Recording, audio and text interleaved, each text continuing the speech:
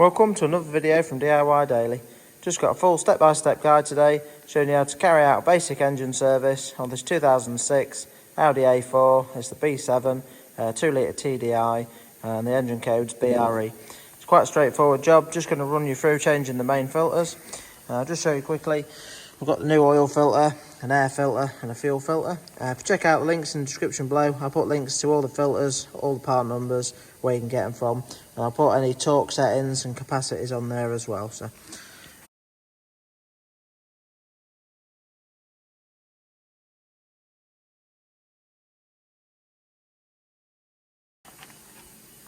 Just before we get into the video, if you haven't already subscribed to the channel, just click on the red subscribe button below. We've got loads of other videos on there.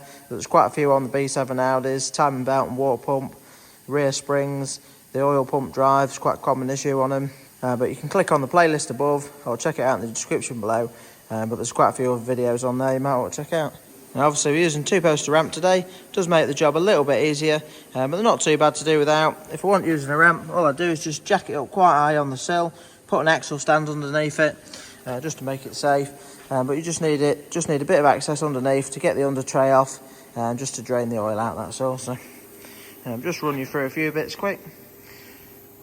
To start with, on top, we're going to be changing the fuel filter, located there. We've got the air filter, which is just underneath this housing there. We're going to need to remove the top engine cover. Just to get this cover off, you need to take the dipstick out. The cover just simply pulls off, just on some little rubber bobbins. But the oil filter, the cap's just under there somewhere. I'll run you through that in a minute. Just a few basic checks that you've just had to do. There's your brake fluid reservoir there. The reservoir's got a min and max on it, just to check that. Obviously got your screen wash there. Coolant tank there. You just want to check that your level's sat in between the min and the max. And you've just got your power steering fluid down there. If you take your power steering cap off, you get quite tight, these caps sometimes.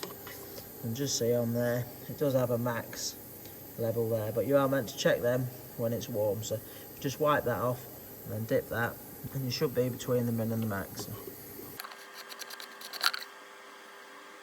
And just see on there, man, this is actually warm at the minute. It's right on the minimum there, so I'm actually going to top that up. Again, I'll put a link in the description below to the power steering fluid and where you can get some from. But I'll just have another look later on because we might actually have a leak there, so it'll be worth looking into that.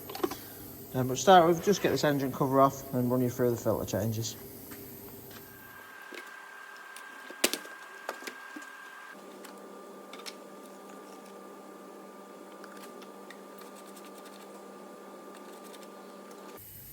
Right, so the first thing we'll do is just get the fuel filter swapped over. Now all we need to do is they've all got these little pinch clips on them. Just pinch the clip together. You just want to slide it back to sort of there. Pinch that one together, slide that back.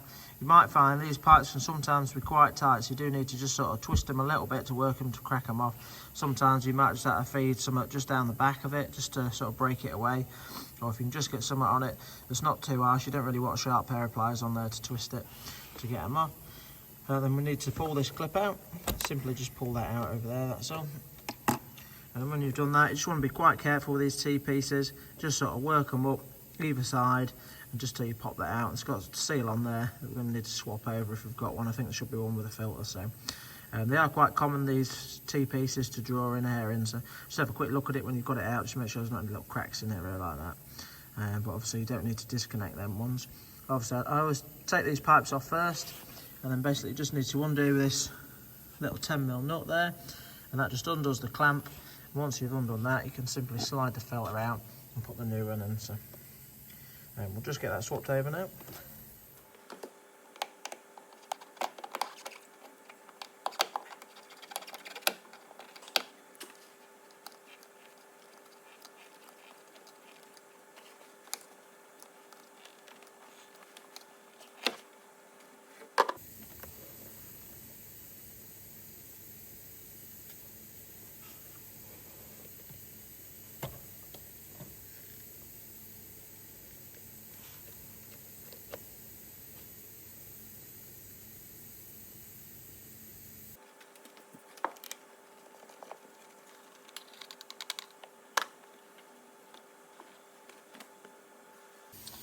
That's the old filter out. The pipes was a little bit tight on there, but didn't come off too bad. So I'm just going to dispose of the diesel there and just get rid of that and swap it over. Now if you've got some fresh diesel, sometimes it does help with just bleeding the system up just to fill the new filter up. So I do always keep a bit of diesel, so I'm just going to fill the new filter up with a bit of diesel before I pop it in. But these aren't too bad for sort of bleeding through. Generally just a few cycles of the ignition and they're just getting bled through. So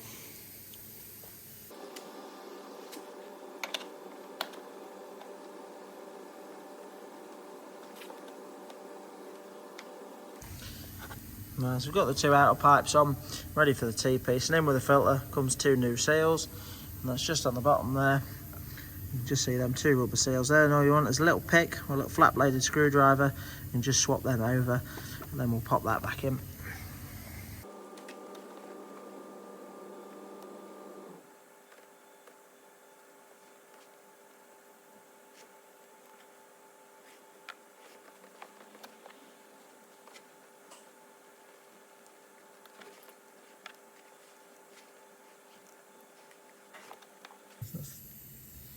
So that's the two new seals on there. So one of them's definitely ready for replacing. Just use a little flat bladed screwdriver, that's all, just to get them off. But wasn't too rough with it or anything, but just simply giving it a flick off, and one of the seals is just split, so it's definitely getting ready for replacing that one. What we're going to do now is just push that back in and put the clip through. I'm just going to strike it up, give it a couple of cycles of the ignition, and then just strike it up and leave it running for a few minutes. I always like to just try striking it up just after doing the fuel filter first, and you just know that that side of it's sorted. And if you do get any problems starting it up after, you know that it's not relating to the fuel filter, that's all.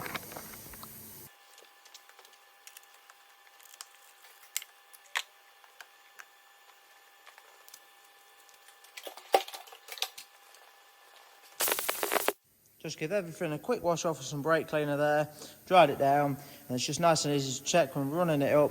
Just have a good look around all your pipe work, just make sure everything's sealed up and not leaking.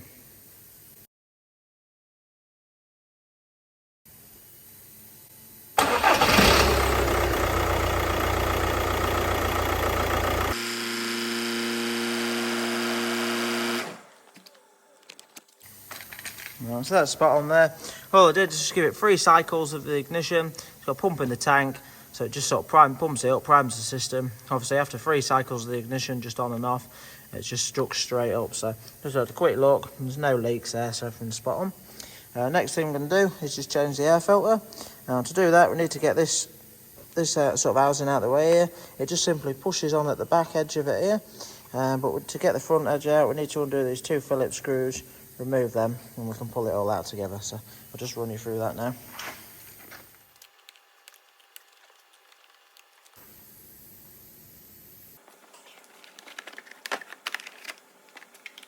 So 2 sections of the cover there, and just sort of slides in on the front there. So it's a little bit tricky when refitting these. Just sort of play about a bit, just moving it to just run it. It runs into a little channel, so sometimes it can be a little bit fiddly just when relocating it. That's all. But just sort of splits apart the centre there. Next step now we can see the air filter box. Basically we just need to remove this wiring loom. It just simply clips on with a little plug there, another bit there, and just sort of pull that out. Then we're going to need to remove the connector, standard Volkswagen connector. You sort of pull this bit in there towards you, and you can pop the plug off. Once you've done that, just got a little hose clip to remove as well. Just need a little flat bladed screwdriver or a 7mm tool. Just simply undo that, pull that off, and then we'll be able to just pull the wire out of the way. And the whole air box is sat on some rubber grommets, 1 at the top here and 2 at the bottom. So we're just going to get that pulled out now.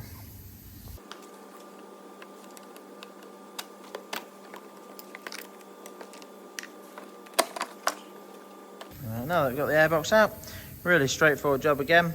Got a couple of Phillips screws, just 1 there, 1 on the other side. Just undo them, and the top casing will sort of peel upwards and come apart, and then we can swap the filter over.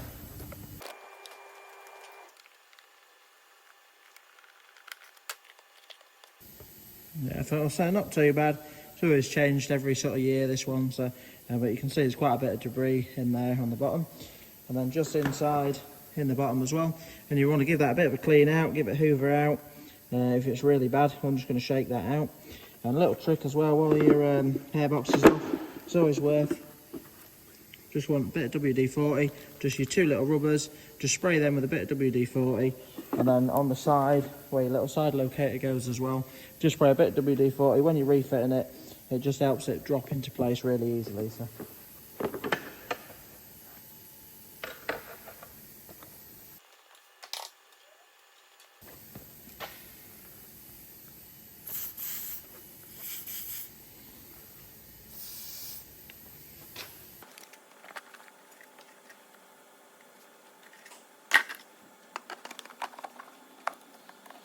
When tightening your air filter screws up, just make sure that the housing pulls down over the little ridge, and they only really want a really light nip, just till it, as soon as it sort of butts up, that's tight enough really. They're not going to come undone.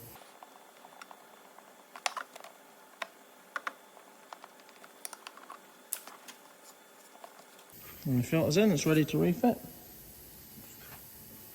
Once we've got everything changed at the end of the video, I'll just run you through the service light reset as well.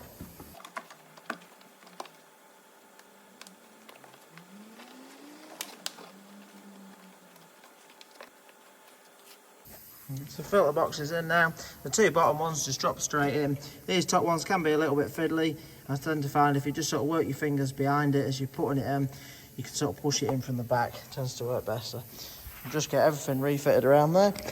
Then we're ready to carry on and swap the oil filter over.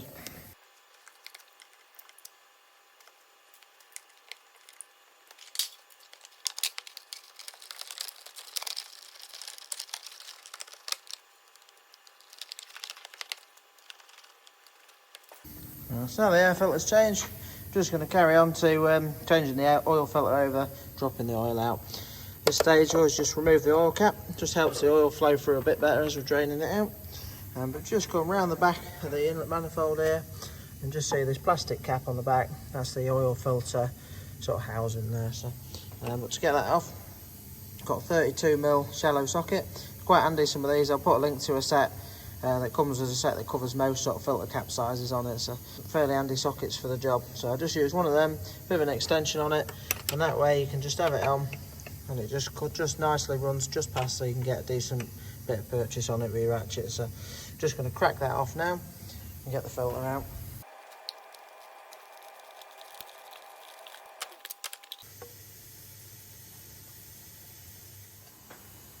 So got the filter out, it comes sort of clipped into the bottom of the housing.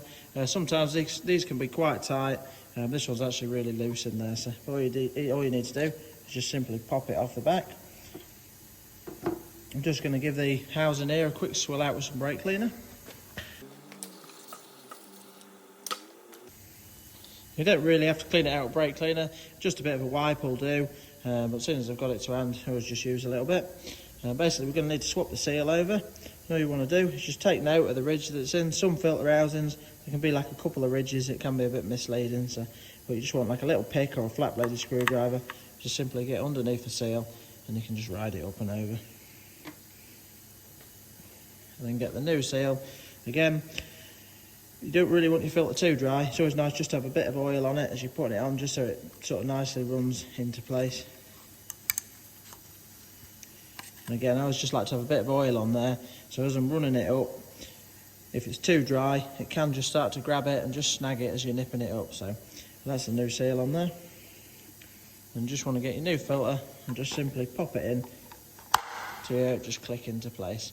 And it does come with a new seal on there. We're not going to refit that quite yet. It's always ideal to leave this out. We'll drop the oil down, and any oil that's left in the sort of filter housing just gives that a chance to run down as well. So I'm just going to sit that aside and we'll refit that when we're ready. I'm just going to sand it up in the air now and just run you through everything to drop the oil out.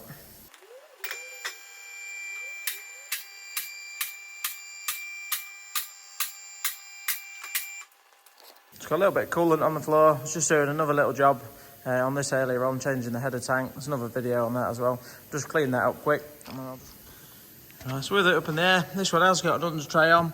Now they do usually have like a 2-part under tray. Normally have this front one and a back section here, but the back section on this one's been broken off and missing. Just see there's quite a bit of coolant about again from that other job, so I like to wash that off. But Basically, to get these under trays off, you've just got a load of like half turn clips. All you want is a flat bladed screwdriver. You sort of twist them halfway and then they'll pull out. There's quite a few of them around. This one's actually been cable tied on at the back here. But they do also sometimes just have a sort of plastic clip that sort of twists in as well. Another sort of half turn clip that goes through there and into the back of it as well. So we'll just get all them out now and drop the under tray down.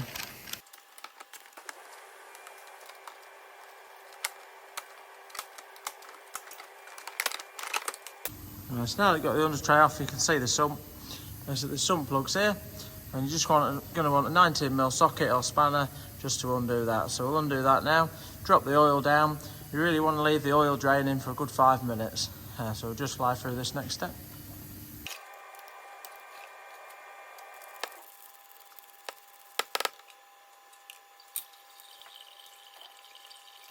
So they've got the sump plug out. Now these Volkswagen Group sort of sump plugs all have the plug part of the washer part of the plug. So if you want to change the washer, you have to get a new sump plug.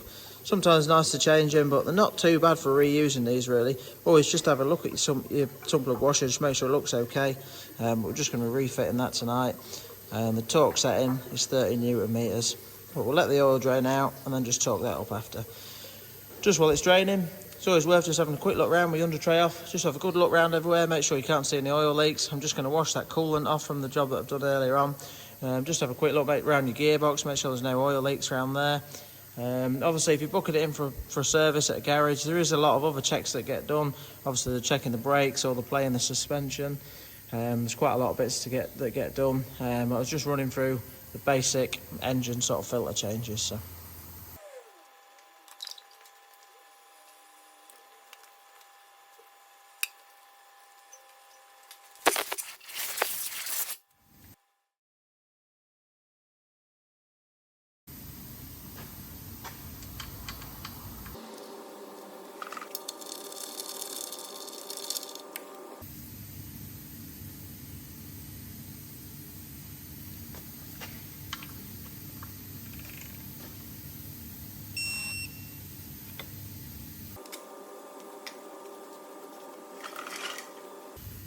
Right, so that's the sump plug all torqued up correctly to 30 Newton meters now. I'm just going to drop it back down. I never put the engine under tray back on at this stage. It's always nice to change the oil and just run it up and then have a good look again underneath and just make sure that everything's sealed up. So wash it off with brake cleaner so you can just see. It's just nice and easy to check then. If you know it's bone dry, you know straight away that if you've got any leaks, obviously it needs sorting out. So just drop it back down now, get some oil in it, get the filter back in.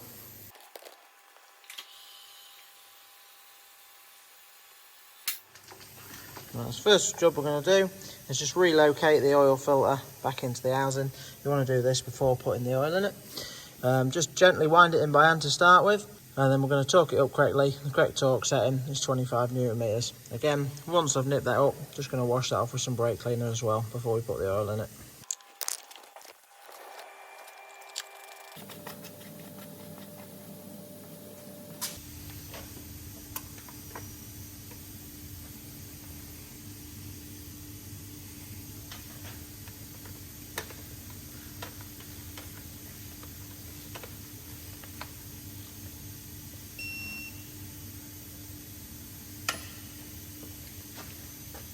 Now that's all torqued up correctly.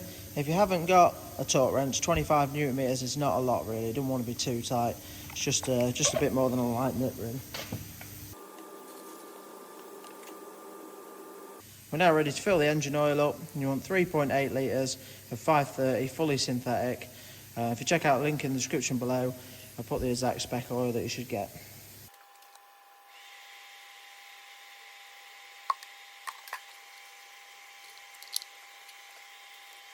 And that's the oil filled up. Because I know the exact quantity, I've just gone in it straight at that. But all I'm going to do now is just strike it up, just leave it running for about 20 seconds. I'm just going to let it settle for 5 minutes just to check the level. But you always want to make sure it's on level ground when you're checking the level. I'll just do that quick now. And when you strike it up, it might just sound a little bit rattly for a few seconds, but it should clear quite quickly. If it doesn't, we need to be turning it off and just checking there's definitely an issue there. So.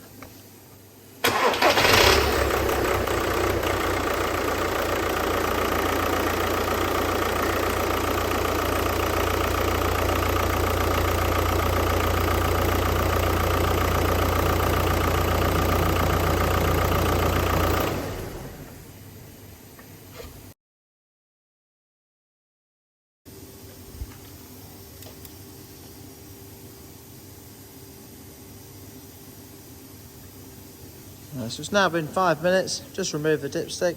I'll just show you quickly. You've got the min and the max, and basically a little arrow pointing to the max.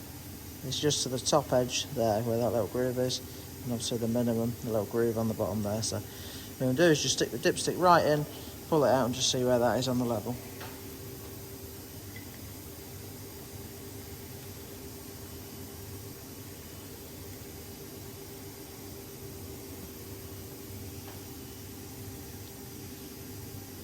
So you can just see there, just sort of just below the actual max there. So, but to be honest, anywhere really from half and the max is about right. So this one does burn a little bit of oil, so I might just let it settle a little bit longer, just see if it rises slightly a little bit more. But if not, to be honest, I'll probably leave it at about that. It's not too bad there. So all I'm going to do now though at this stage, just give everything a bit of a wipe down. I just like to use a bit of WD just to clean anything up. I'm not going to quite put the under tray on yet. I'm just going to run it up, leave it running for about 5 minutes. I'll put it up in the air, have a good look underneath, make sure everything's sealed up and not leaking. Once I'm happy with that, put the under tray on, drop it down, put the engine cover on, just give that a quick clean up as well, and then reset the service light. But I'll just leave it recording while I fly through that. And if you check out the video at the end of this one, I'll put the link to resetting the service light on this same vehicle as well. So. But yeah, I'll just speed it up through this next bit. Hope you liked the video. If you did, give it a quick thumbs up and subscribe to the channel. And don't forget to check out any of the other B7 videos on there as well.